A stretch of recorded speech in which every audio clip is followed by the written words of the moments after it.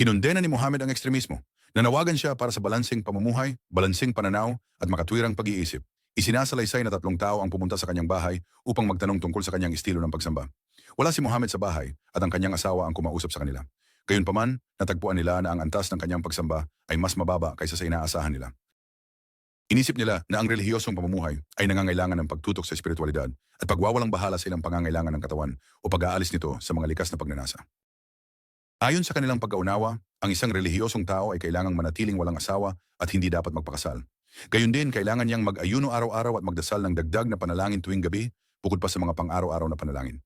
Nang malaman ni Muhammad ang kanilang sinabi, siya ay nagalit, ngunit sinabi niya na karaniwan siyang nagdarasal ng dagdag na panalangin sa gabi at nagpapahinga tulad ng ibang tao.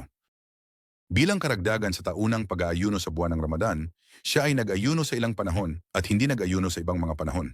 Sa wakas siya ay nagpakasal at hindi niya gusto ang mga tao na manatiling walang asawa. Sinabi niya, "Ito ang aking sunnah, ang paraan ng pamumuhay na gusto ng Diyos. Sinumang hindi tumanggap nito, hindi siya kabilang sa amin." Bukhari 1184 at Muslim 849.